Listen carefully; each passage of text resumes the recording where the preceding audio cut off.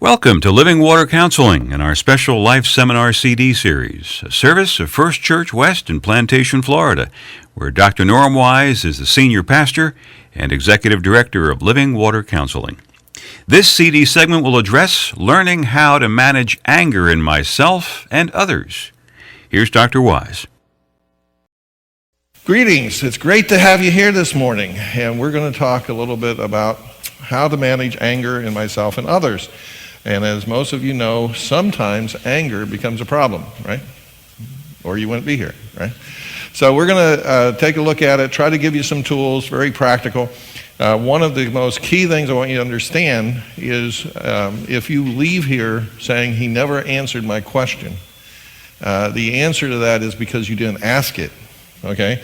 Now, I can't tell you that you will like my answer, because I can't guarantee that, but if you ask it, I'll answer it. And also, I'm very, I'm easy. You can just raise the hand, and I can break in and out of my talk. I answer questions easily. So there will be a question and answer time at the end. But some of you say, if I wait to the end, I'll forget. Well, okay. So just raise your hand, and we'll handle that. Okay. So no stress.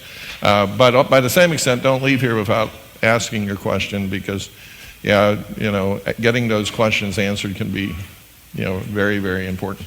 We're going to begin with a word of prayer because I need it, and it always helps me to find my place in the universe again. So we're going to approach the Lord. Dear Father, I thank you for those that you have brought here this morning and that you've gathered. Allow each of us to get a gift that you've prepared this morning for us, and allow our hearts and minds to be open to truth, and allow the truth to be transforming. So help us in the name of the Messiah, Christ Jesus. And all of God's people said, amen. Amen. Well, we're going to talk about how to manage anger, and also how to manage people who get angry. And I think we have all been on both sides of that equation. You might say, I never get angry. We have a course on lying you may want to take. And so the thing is that everybody gets angry. We express anger in different ways. Some people express anger by taking the emotions inward, and usually that leads to depression. And some people express anger by letting it out, and that usually causes other people to get depressed. And so, there's all kinds of different ways we can cope with anger. And so now anger is just another emotion, but it's most likely the most difficult of all the different emotions to handle. And so emotions aren't bad, but they have to be managed. And we can either use emotions in a healthy way, in a correct way, in a positive way, and that includes anger, or we can misuse them. And if we misuse them, then it usually causes a lot of hurt. Well, some ancient wisdom from James, the half-brother of Jesus, and the main elder of the Church of Jerusalem in the first century, and a writer of the New Testament. Let's go ahead and read this together out loud. Know this, my beloved brothers, let every person be quick to hear, slow to speak, slow to anger, for the anger of man does not produce the righteousness of God. Therefore, put away all filthiness and rampant wickedness, and receive with meekness the implanted word, which is able to save your souls. Now, in this, the Apostle James tells us that the anger of man can really get things right in our life, right? It doesn't say that? No, in fact, it kind of says something else, right? How much the anger, the uncontrolled anger of a human being, does it have the power to make things right? Not according to this. In other words, we have to be very slow to get angry, because that anger has to be well thought through, well directed, and well processed to be healthy. And there's a tremendous danger that anger will not set things right, righteousness, but will set things wrong. Now, he gives us two keys here.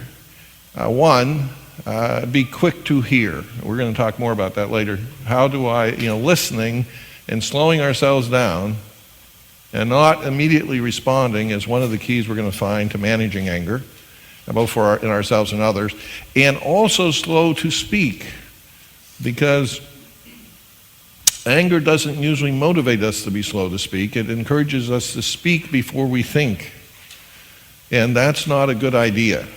Most harm is done because we speak before we think, and therefore we say things. Have you ever said to somebody, "I'm sorry, I didn't mean what I said"?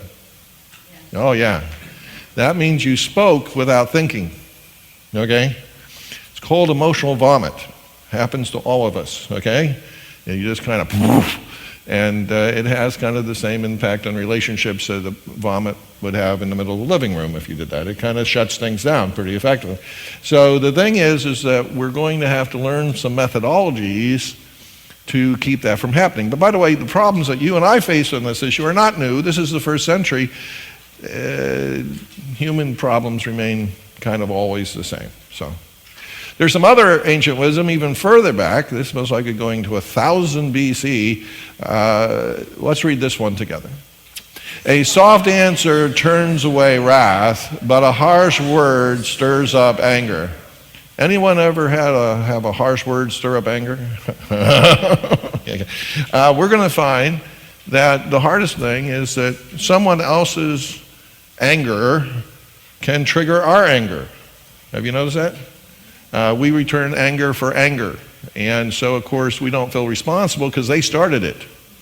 But the problem is that they would most likely debate about who started it. Because, you started it. No, you ever see that in little kids' playground?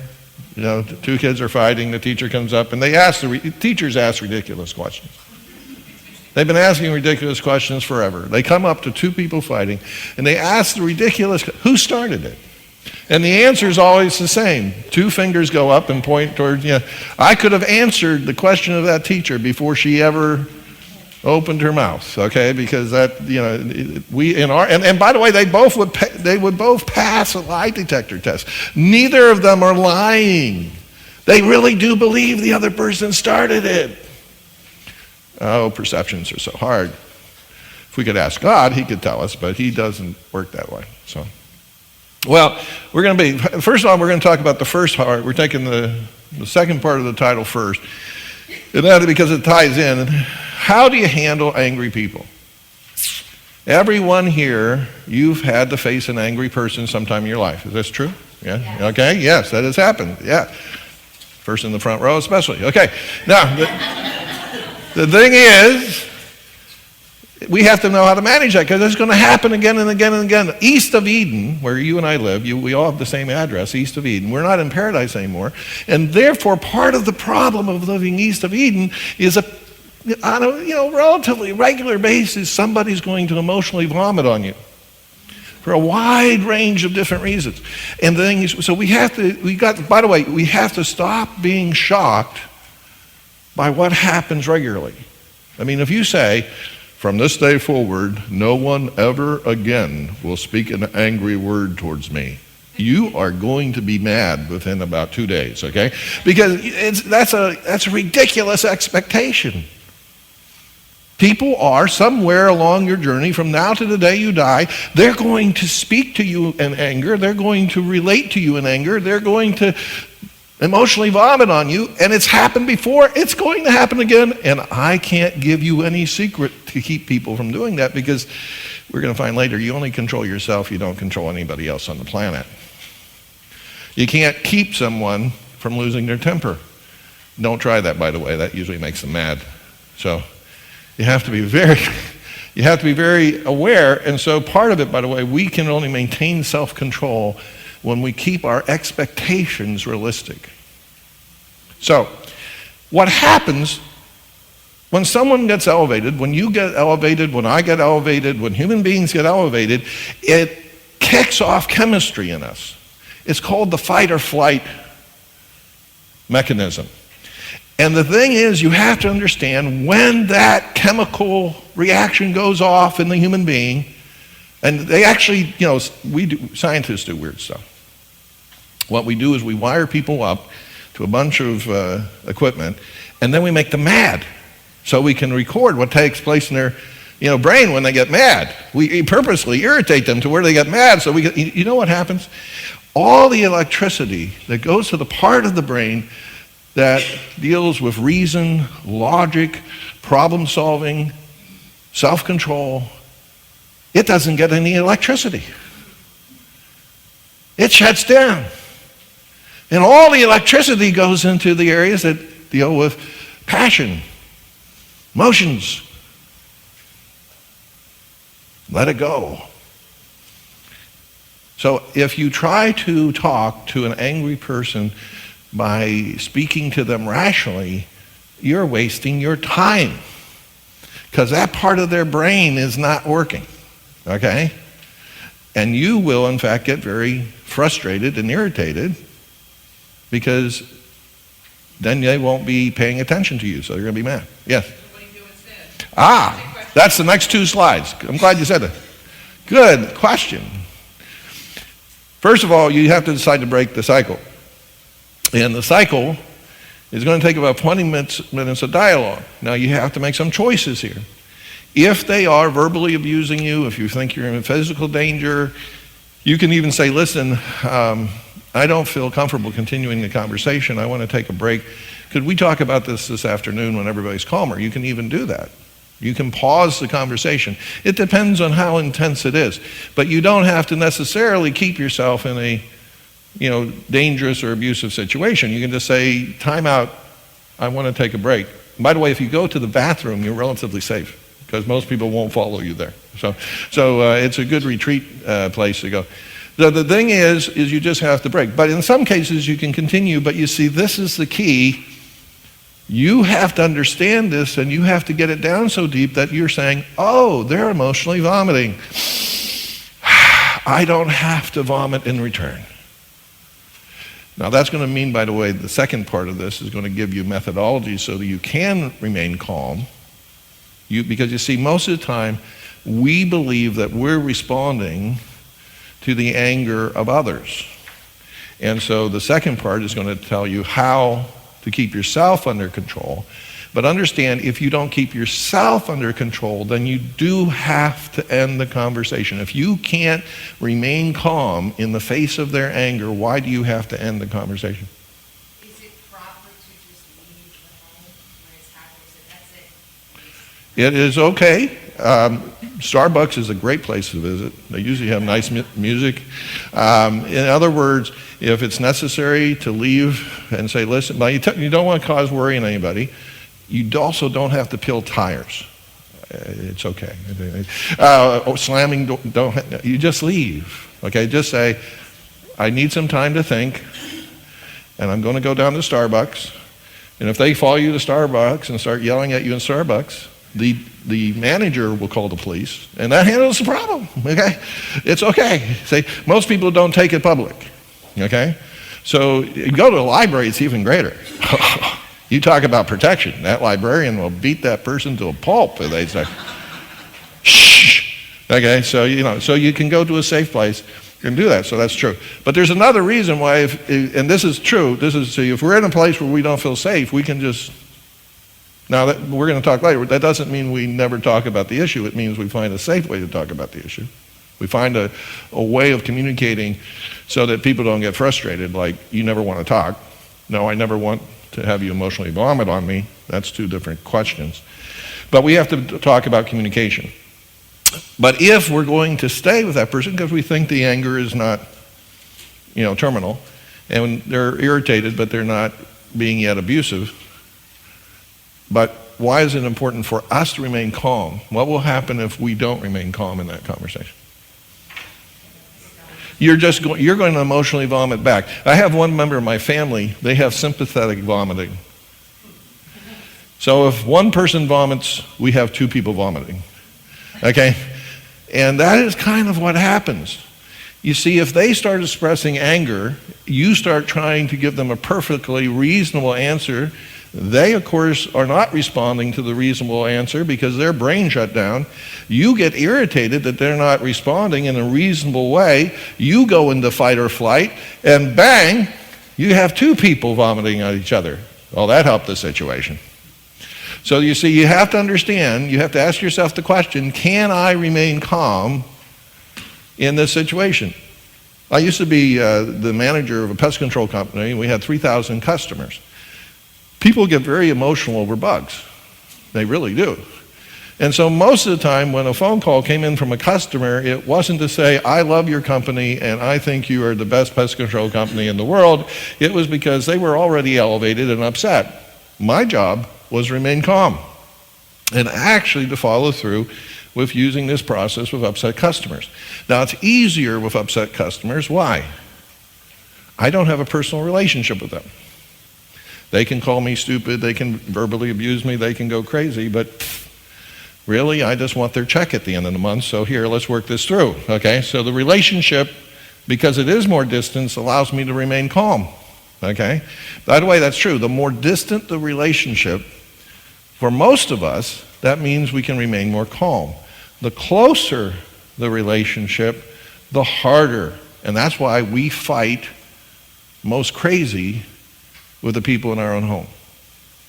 There was a question. Gentleman at the end, did you have a question? Go ahead. No, I was saying that even Newton's law, because Newton's first law, that to every action is equal and opposite reaction. There you go. See, we are supported by physics, and this is good. I always like it when we can call in bright people to help us. It's good.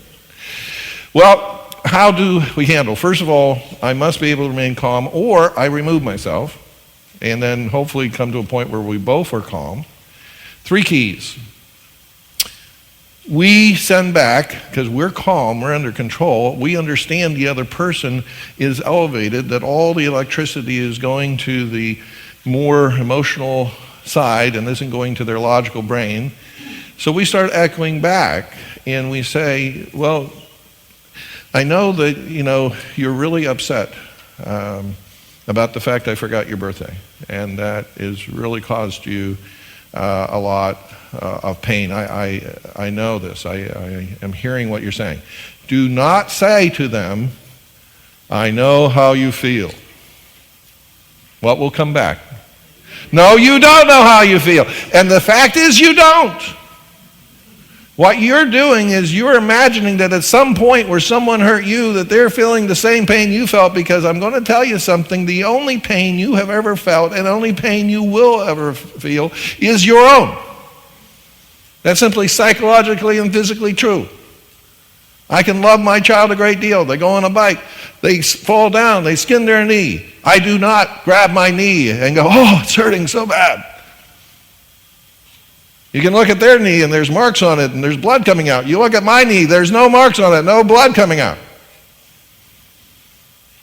So the reality is, no, the only pain that we have ever felt is our own, and it's in fact true, we'll talk about empathy later, that we can build a bridge between, oh, they may be feeling something similar to what I felt, but by the way, everybody's so unique, we don't really know what they're feeling. The only way we know about what they're feeling is what they express, and so we want to say, we're listening to you, be quick to listen. And by the way, the number one hunger people have is to be heard. It's funny how the subconscious mind works. Go ahead. Yeah, question. Well, one of the things, this sounds wonderful, and I've used it sometimes with other people, but some people get mad when you say, let me make sure I understand what you're saying. You say Right. such and such, and then they get more mad. Right. You have to understand, and I will emphasize this. I can tell you, it's a proverb. This is all Proverbs. No one controls another human being. What I tell you is something that's like, a soft answer turns away wrath. Not all the time, okay? But there are smarter things to do when facing an angry person, and there are less smart things to do, okay? If you're getting feedback that this is not helping, stop it, okay? Because each person is individual. This is an art, not science, plus you never control the other person. Somebody can decide, and by the way, one of the reasons they're saying that, they don't want to calm down. They want to stay mad. And so sometimes when you're using an effective method that will begin to de-escalate somebody. They're not ready to de-escalate. They don't want to de-escalate. They even know a little about this stuff, and they're going to fight with all of their being to stay mad. You can't control that. Now, you can adjust some of the strategy because we have 3 points here. You can go to point 2 and see if that works any better. But by the way, there's no one that can teach you how to control another person. What we can do is say this is a sane, stable, and spiritual way to respond to someone who's angry. But by the way, if they remain angry, you can fall back to strategy 1. Leave. Say, I can see we're not really going to be able to talk right now. I do want to talk when, we've calmed down. And so I'll check back with you. And, when you feel calmer, I'd love to talk to you about this. And then withdraw. So if someone is fully dedicated to staying mad and you're not going to get anywhere, you always have the option to pause. Now, you do not abandon, reject, or say drop dead. That's not the same thing. Say that's basically fight or flight on your side. But you don't have to keep into a non-productive relationship. However, there are some times where it's very hard to do that. In my case, when I'm dealing with 3,000 customers, most of the customers would have been happy if I said, sorry, we won't talk about this now. Well, sometimes I had to do that, but I had to make sure I called them back within an hour and said, listen, could we talk about it now? And usually then at that point, they saw that, okay, he's not going to allow me to yell and scream and swear at him, so I guess we have to move on. But if I hadn't called him back, that would have just been added fuel for them to get mad, okay? So nothing can give you control, but you can be a good influence or a bad influence. You can be sane or insane in your response to an angry person, okay?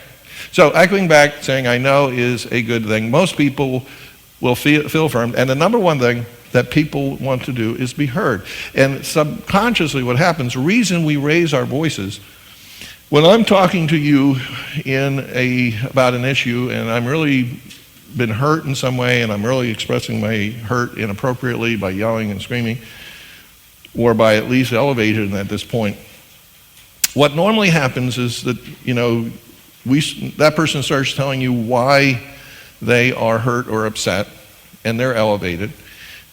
We usually respond by telling them why they shouldn't be mad or upset, don't we? I'm really upset about this. Well, here, let me explain why that's not valid and why you have wrongly responded to everything, and in fact, why you're stupid, but that's okay. I love you anyway. And so we begin sending back this signal. What happens is the subconscious takes not being heard literally, like they must be deaf. So what the subconscious sends to the vocal cord, raise your voice. So we raise our voice. And by the way, anyone ever talk to a person hard of hearing and be talking to them and see that you have to raise your voice, but then actually find yourself getting mad at them? Yeah, because you see what it is, we're so frustrated, and even though they physically can't hear us, we're frustrated to a point where our anger is starting to kick in just because we hate not being heard. Now, when we raise our voice, and we're not, by the way, echoing back what they said, their subconscious says, oh, they must not have heard my perfectly reasonable explanation, so I must have to say it louder. So both subconsciouses start raising the volume. And of course, the louder you speak, the louder the other person got to speak, or they won't be heard. And you get yelling. Isn't that amazing? So the thing is, understand that is totally, wonderfully understandable, but crazy. And I am crazy sometimes. So are you. So the thing is, that's what's happening. So when you start saying, the first thing is make sure you're affirming that you're hearing them. It will normally, at a subconscious level, begin to de-escalate it because they say, I'm finally being heard. Talked to an upset person not too long ago, and they kept repeating. Then that's the other thing. Upset people will repeat their message because they don't think they're being heard. So what it is, you just you can put it in different words, but you keep affirming, well, let me see if I understand this, and so on. Because once they know they've been heard, a whole lot of energy will go out. Now, listening is not agreeing. That's where we get confused. I can let someone vent. I can let somebody emotionally vomit. If I'm a nurse, I have to let people vomit, you know? If a nurse came up and said, "Oh my goodness, you're vomiting," took some tape and put it right over your mouth, there, that solved the problem. That wouldn't be good. If that happens, sue, okay? So the thing is, they have to get it out. And they most likely have never been trained on how to get it out in a healthy way. And they most likely have seen other people get it out in an unhealthy way. And they haven't had the wonder of coming to this seminar knowing how to get it out in a healthy way. So therefore, you let them vent. Okay? Because part of it, remember, we're trying to get through the 20 minutes of crazy. We're trying to not re-elevate them. We're trying to not set off the fight and flight a second time, and you got 20 minutes before they're going to be rational. Because it's going to take 20 minutes for the electricity to kick back in and go to the rational part of your brain. You're just really kicking off time. But if you start the cycle again, you got another 20 minutes. Yes? Could it be that people are somewhat addicted to that 20 minutes, and that's why they keep doing it? Yeah, what happens is we set each other off again. See, in other words, it's 20 minutes every single time the fight or flight goes off. So when we get into an argument, they yell at us, then we yell again to them. Well, now we're up, we're elevated, okay? Well, we set them off again. Now they're mad about something else, about what we just said.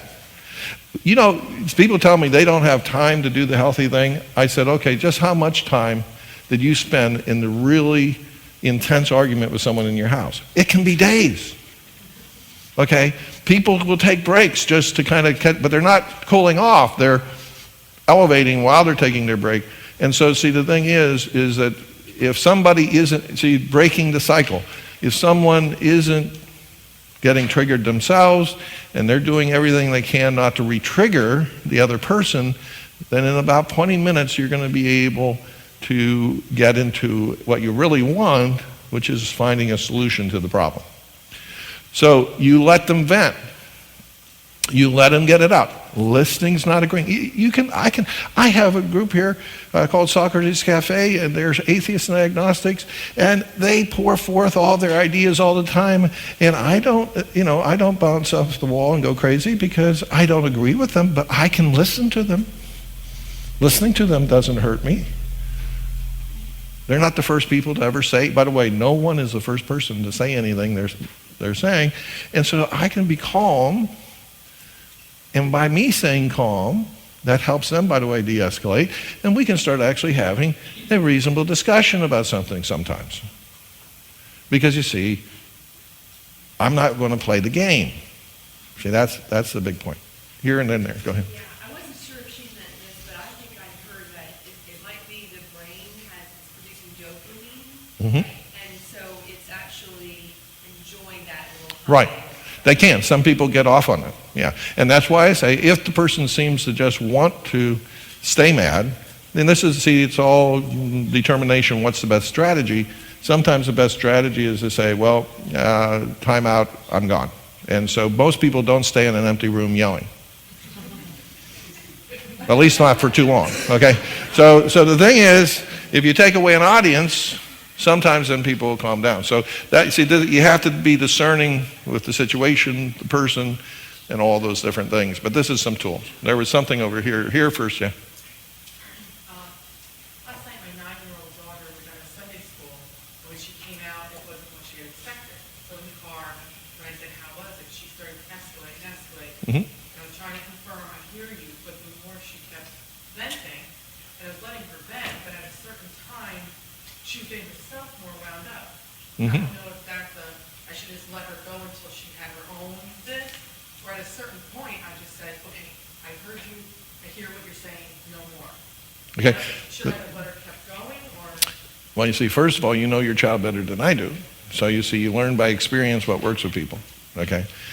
So you can try many things. By the way, you don't have to be perfect. Isn't that nice to know? I feel better. Okay, so